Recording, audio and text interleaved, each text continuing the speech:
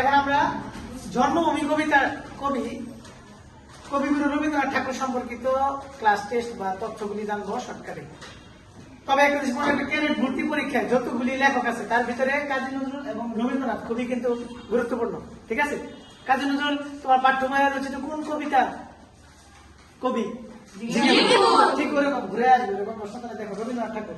তো রবীন্দ্রনাথ ঠাকুর সম্পর্কিত তথ্য অবশ্যই আমাদের শুধু এখন না, যে কোনো ভার্সিটি অ্যাডমিশন টেস্ট, ভর্তি পরীক্ষা, চাকরি পরীক্ষা, সব পরীক্ষাতেই রবীন্দ্রনাথ ঠাকুর আসে, সেই সম্পর্কে আমরা জানবো। আচ্ছা, তো এই জায়গায় আমরা একটা তথ্য নোবেল, ঠিক আছে, নোবেল সম্পর্কে একটা তথ্য আমরা আলোচনা করব। তারপরে তার জন্মসাল, তার জন্ম মৃত্যু, রবীন্দ্রনাথ ঠাকুরের জন্ম মৃত্যু দুইটাই লাগবে, এবং তোমার জন্মস্থান মৃত্যুস্থান সহ। ঠিক আছে, তারপরে নোবেল পুরস্কার লাগবে। তারপরে তোমার লাগবে হলো কাব্যগ্রন্থ, ঠিক আছে, কাব্যগ্রন্থ। তারপরে লাগতেছে হলো উপন্যাস, কাব্যগ্রন্থ, উপন্যাস। তারপরে হলো তোমার আরেকটা লিখতেছিল কাব্যগ্রন্থ, উপন্যাস, উপন্যাস এবং নাটক।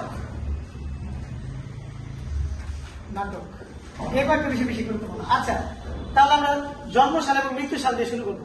যেহেতু জন্মসাল এবং মৃত্যু সালে মানে ইংরেজি সাল জানা থাকলে জন্মসাল তার বাংলা সাল বের করার নিয়ম আমরা একটা ক্লাসে দেখিয়েছি, কিন্তু তারপরে এখন আমরা একটু এটা আলোচনা করি। তাহলে রবীন্দ্রনাথ ঠাকুরের জন্ম কত সালে? রবীন্দ্রনাথ ঠাকুরের জন্ম কত সালে? 1861। 1861 সালে জন্ম। তিনি কোথায় জন্মগ্রহণ করেন? কলকাতার জোড়াসাঁকো বিখ্যাত ঠাকুর পরিবারে। অর্থাৎ কলকাতার কোথায়? কলকাতার, যেহেতু তার সবই লাগবে, কলকাতার জোড়াসাঁকো কোন পরিবারে? ঠাকুর পরিবারে। ঠাকুর পরিবারে কি তার জন্ম। আচ্ছা, তারপরে যেহেতু জন্ম সালে, এখন আমরা মৃত্যু সালে যাবো। তার মৃত্যু কত সালে? 1941 সালে। কত সালে? 1941 সালে। মৃত্যুবরণ করছেন কোথায়? কলকাতায়। তিনি মৃত্যুবরণ করেছেন কোথায়? কলকাতায়। আচ্ছা, তার নাটক, তিনি কিছু নাটক লিখেছেন, ঠিক আছে। যেমন নাটকগুলোর মধ্যে আমাদের আগে একটি ক্লাসে বলা হয়েছে যে কি, রক্তকরবী হলো সব থেকে বেশি ইম্পর্টেন্ট। রক্তকরবী, বিসর্জন, রাজা, ডাকঘর, 4টা নাটক আছে। কি কি? বিসর্জন, রাজা, ডাকঘর, রক্তকরবী। রক্তকরবী ক্যাডেট ভর্তি পরীক্ষার জন্য সব থেকে বেশি ইম্পর্টেন্ট। তো সেই ক্ষেত্রে আমরা রক্তকরবীটা একটু দেখবো। রক্তকরবী শিল্প আমরা সবই, তবে অধিক গুরুত্বপূর্ণ জিনিস সেগুলো আমরা নোট করবো। রক্তকরবী এবং হলো বিসর্জন। তো পরীক্ষা আসতে পারে রক্তকরবী, এইগুলো কিন্তু একটু ঘুরে প্রশ্ন আসে। রক্তকরবী উপন্যাস, নাটক, কবিতা নাকি ছন্দ? তো সেক্ষেত্রে কি হবে? নাটক। রক্তকরবী কার লেখা নাটক? তারপরে হলো উল্লেখযোগ্য নাটক বিসর্জন কার লেখা নাটক? রবীন্দ্রনাথ। আচ্ছা, নোবেল, রবীন্দ্রনাথ ঠাকুর কিন্তু একমাত্র এশীয়দের মধ্যে প্রথম কি নোবেল বিজয়ী। এশীয়দের মধ্যে প্রথম নোবেল বিজয়ী কে? তো রবীন্দ্রনাথ ঠাকুর নোবেল বিজয়ী এশীয়দের মধ্যে কত সালে তিনি নোবেল পুরস্কারটা পান? 1913 সালে। 1913 সালে তিনি কি করেন? নোবেল পুরস্কার পান। এবং এখন আপনাদের বললো উপন্যাস। উপন্যাসের মধ্যে সব থেকে বেশি ইম্পর্টেন্ট হলো শেষের কবিতা। কিসের কবিতা? শেষের কবিতা। শেষের কবিতা, ঠিক আছে। আচ্ছা দেখো, তাহলে শেষের কবিতা এটা হলো কি? তার উল্লেখযোগ্য উপন্যাস। তারপর আরো কিছু এই জায়গায় দেওয়া আছে শেষের কবিতা। তারপরে আছে হলো তোমার যোগাযোগ, ঘরে বাইরে, গোড়া। তবে বেশি ইম্পর্টেন্ট হলো শেষের কবিতা এবং গোড়া। শিখবো সবই, তবে বেশি ইম্পর্টেন্ট আমরা নোট করবো ভর্তি পরীক্ষার জন্য। শেষের কবিতা, গোড়া, ঠিক আছে, এই সমস্ত এদিকে কি সবচেয়ে বেশি কি ইম্পর্টেন্ট, ঠিক আছে। তাহলে তার উল্লেখযোগ্য উপন্যাসটা, উল্লেখযোগ্য উপন্যাস কি হবে? শেষের কবিতা, গোড়া, আরেকটা কি আছে? ঘরে বাইরে এবং কি যোগাযোগ। ঘরে বাইরে এবং কি যোগাযোগ। সেম একইভাবে প্রশ্ন আসবে। শেষের কবিতা কার লেখা উপন্যাস? রবীন্দ্রনাথ ঠাকুর। শেষের কবিতা কোন ধরনের রচনা? ক্যাডেট ভর্তি পরীক্ষা সব থেকে গুরুত্বপূর্ণ প্রশ্ন হলো কোনটি কোন ধরনের রচনা। এই একটা প্রশ্ন থেকে একটা নাম্বার থাকে যে কোনটি কোন ধরনের রচনা। যেমন আমি বললাম রক্ত করবি কোন ধরনের রচনা, যখন রচনা উল্লেখ থাকবে তখন বলতে হবে কি নাটক, যখন বলবো শেষের কবিতা তখন কি হবে কোন ধরনের রচনা, তাহলে কি দিবে উপন্যাস। তাহলে তার লেখা উল্লেখযোগ্য কিছু কাব্য আছে, সেগুলি কি কি এই জায়গায় আমরা কিছু নোট করে দিব। যেমন এই জায়গায় আছে হলো তোমার সোনারতরী, গীতাঞ্জলি, বলাকা। সোনারতরী, গীতাঞ্জলি, বলাকা এই তিনটাই ইম্পর্টেন্ট। কাব্য গ্রন্থের মধ্যে যে তিনটা আছে তিনটাই ইম্পর্টেন্ট। এটা হলো সোনারতরী, আরেকটা কি বলাকা, গীতাঞ্জলি। বলাকা, গীতাঞ্জলি। আমরা কিন্তু গীতাঞ্জলি বানালে সবাই কি করি, ভুল করি। আমরা আগে বলা আছে যে শেষে যদি কখনো অঞ্জলি উচ্চারণ হয় তখন সেটা ঋষিকার হবে। যেমন গীতাঞ্জলি অঞ্জলি শেষে উচ্চারণ হয়েছে, এই জন্য কি হয়েছে ঋষিকার। তিনটাই খুবই গুরুত্বপূর্ণ, তবে এর ভিতরে গুরুত্বপূর্ণ হলো গীতাঞ্জলি। তাহলে এখন আমরা এটা থেকে একটু আলাদা ধারণা নেব আগের মতো। মৃত্যু কত সালে? রবীন্দ্রনাথ ঠাকুরের মৃত্যু কত সালে?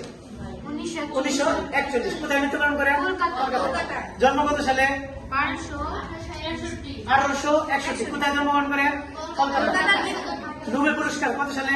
1913। নোবেল পুরস্কার কত সালে? 1913 সালে। কোন কাব্য গ্রন্থের জন্য? গীতাঞ্জলি কাব্য গ্রন্থের জন্য। গীতাঞ্জলি কাব্য গ্রন্থের জন্য তিনি 1913 সালে কি করেন? নোবেল পুরস্কার পান। এশীয়দের মধ্যে প্রথম নোবেল বিজয়ী কে তাহলে বলা হয় রবীন্দ্রনাথ ঠাকুর। তার মানে তিনি রবীন্দ্রনাথ ঠাকুর কলকাতার জোড়াসাঁকোর কোন পরিবারে জন্মগ্রহণ করেন? আর তার উল্লেখযোগ্য উপন্যাসটা কি হবে? শেষের কবিতা এবং গোরা। তবে বেশি ইম্পর্টেন্ট কোনটা? শেষের কবিতা, ঠিক আছে, এবং গোরা দুইটা ইম্পর্টেন্ট, আরো দুইটা আছে এটা আমরা পড়ে দেব। তাহলে আমরা লাস্ট রিভিশন আরেকবার দিচ্ছি। তাহলে আগে আমি মূল অংশগুলি কাটতেছি, তারপর আমরা তথ্য দেব। উপন্যাস, মৃত্যু। এখন বলো 1941 সালে কলকাতায় কি হবে? হ্যাঁ, রবীন্দ্রনাথ ঠাকুর কি করে? মৃত্যুবরণ করেন। 1941 সালে কলকাতায় কি হবে? রবীন্দ্রনাথ ঠাকুর মৃত্যুবরণ করেন। তারপরে 1861 কলকাতার জোড়াসাঁকো ঠাকুর পরিবারে কি হবে? রবীন্দ্রনাথ ঠাকুর জন্মগ্রহণ করেন। কবির নাম সহ বলতে হবে। তাহলে কি বলছি বলো, 1941 সালে কলকাতায় কি করেন? রবীন্দ্রনাথ ঠাকুর মৃত্যুবরণ করেন। 1861 সালে কলকাতার জোড়াসাঁকো ঠাকুর পরিবারে কি করেন? জন্মগ্রহণ করেন। তারপরে হলো সোনারতরী, বলাকা, গীতাঞ্জলি। কি হবে? সোনারতরী, বলাকা, গীতাঞ্জলি এটা কি হবে? উল্লেখযোগ্য, হ্যাঁ, কাব্যগ্রন্থ। কার লেখা উল্লেখযোগ্য কাব্যগ্রন্থ? শেষের কবিতা গোরা। আরো দুইটা আছে, কি কি আছে? শেষের কবিতা যোগাযোগ, একটা কি শিল্প, চারটাই, তবে দুটো বেশি ইম্পর্টেন্ট জ্ঞানের জন্য। শেষের কবিতা গোরা, যোগাযোগ, আরেকটা কি ঘরে বাড়ি। তো এখন এই জায়গা থেকে লাস্ট যে প্রশ্নটা, রক্তকরবী বিসর্জন কি হবে? নাটক। রক্তকরবী বিসর্জন কি হবে? নাটক। 1913 সালে কি হবে? পুরস্কার কিসের জন্য? কোন কাব্যগ্রন্থের জন্য? 1861 কি হবে? কলকাতার ঠাকুর পরিবার কি হবে? জন্মস্থান। তারপরে সোনারতরী, বলাকা, গীতাঞ্জলি কি হবে? কাব্য। শেষের কবিতা গোরা কি হবে? 1941 সালে কলকাতায় কি হবে? মৃত্যু।